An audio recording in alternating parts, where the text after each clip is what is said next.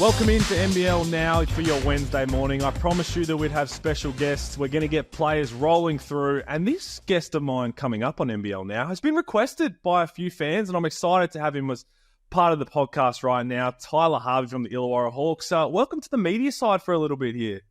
Hey, thanks for having me on, man. I've been trying to get on this show for 5 years now, and it's good to finally have that opportunity.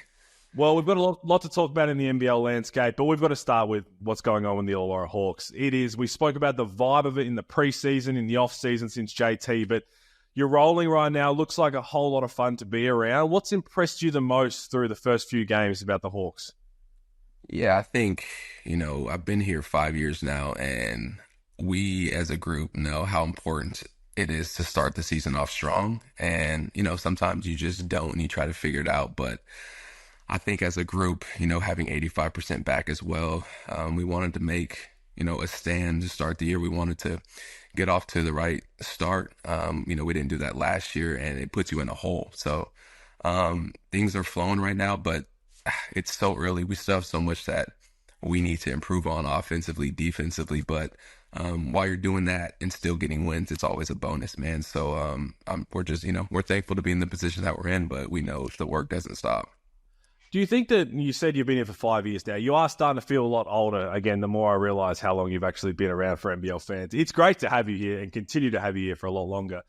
But because you've had those seasons where the team has struggled, that you now have a more or better understanding of how to be prepared going into a season, what it takes so that you don't start off that way?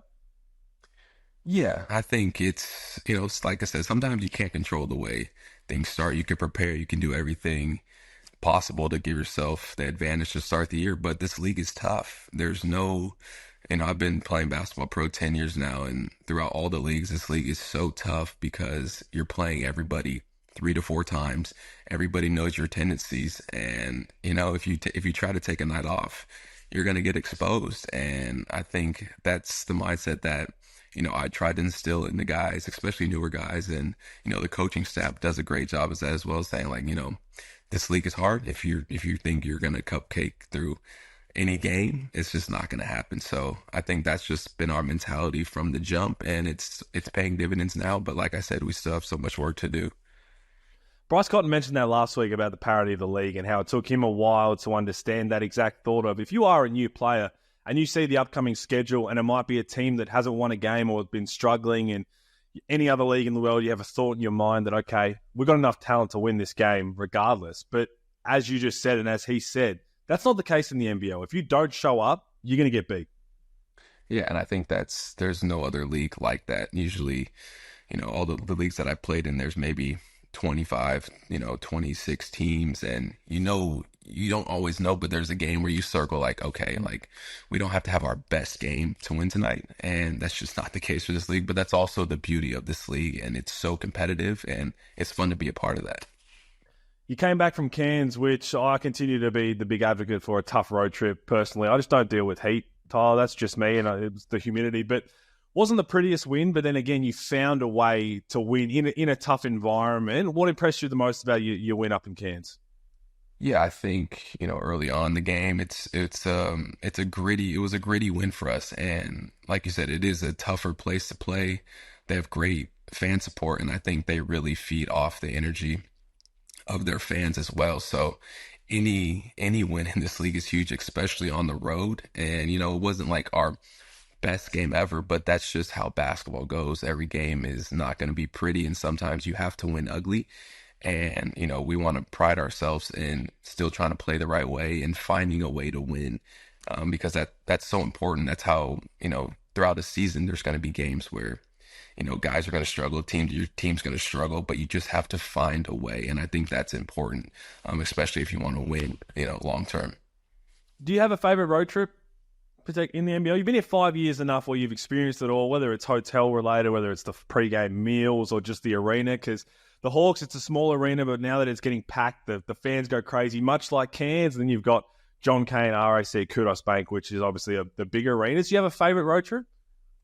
I don't necessarily have a favorite road trip. I think the one thing I really enjoy about this league is every city is so beautiful and unique in its own way. And I think every place is tough to play. So obviously I'm biased. The Gong is the best place in the world, but every road trip is so different. There's, Tasmania is completely different to like up the road in Sydney. Like there's just so many um, different variables that arenas have and the fan support. But every game is pretty much packed at this level, which is also very cool to see. Every game sold out, so you're getting that energy from the crowd, man. So I love it.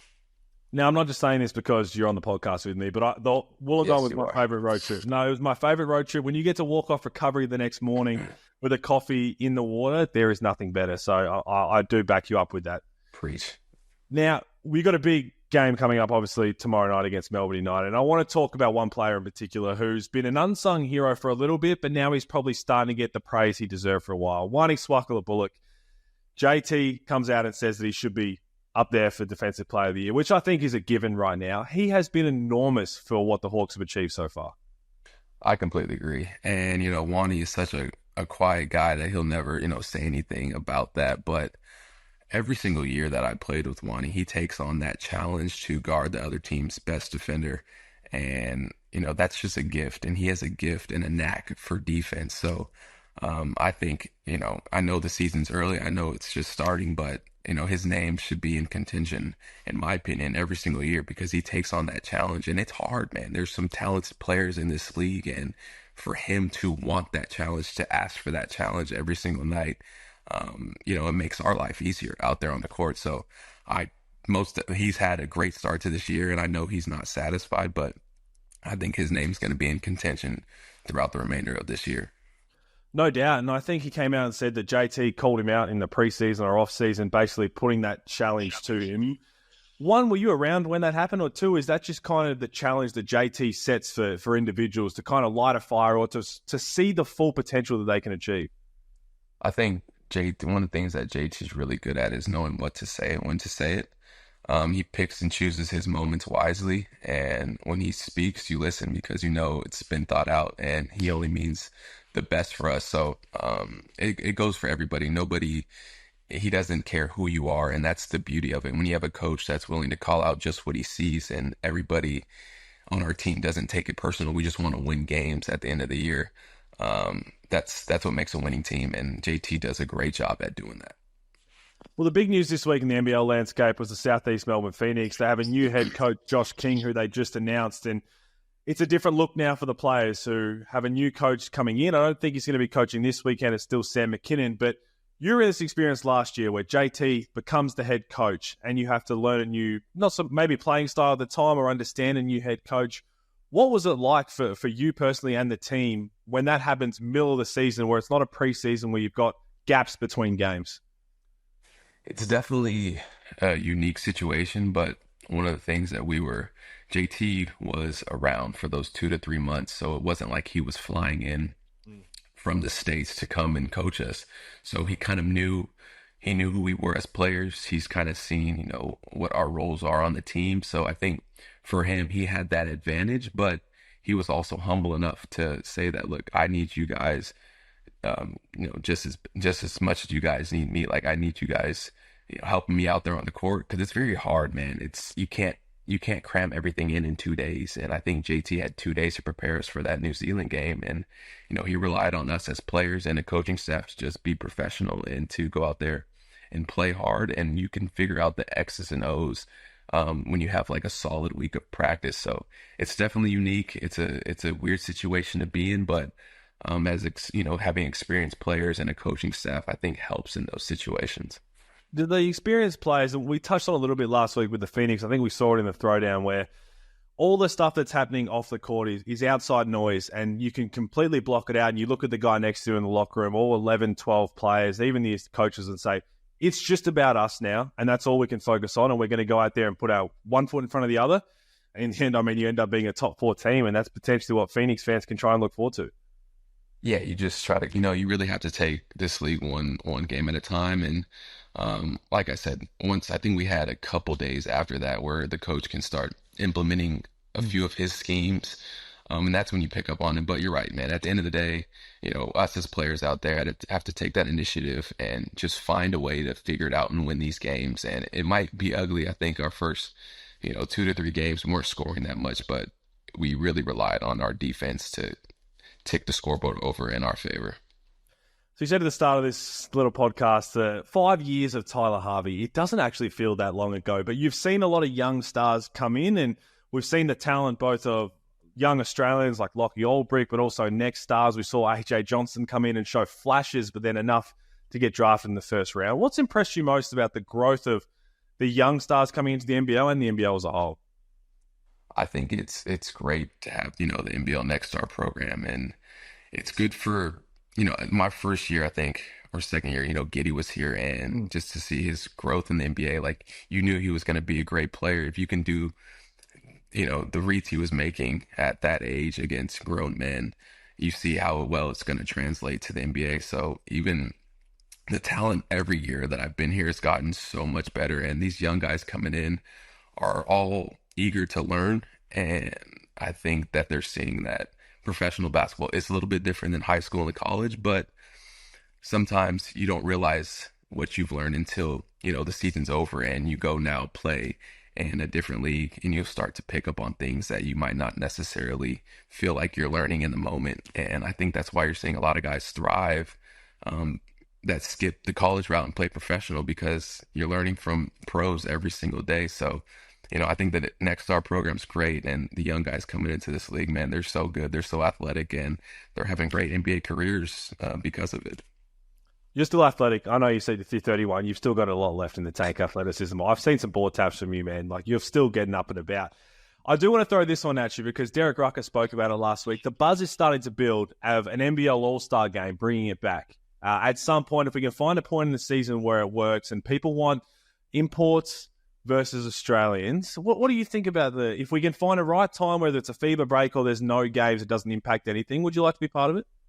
Oh, for sure, man. I think, I've never been a part of an All-Star game here. I don't think they've had it since I've been here, but I think that's cool. I think fans would enjoy that. You get guys competing, at the highest level against each other. But yeah, I'm definitely not opposed to that. I think it's a great idea for the NBL to think about, for sure. Like, whoever's in it, I'm sure it'd be great entertainment.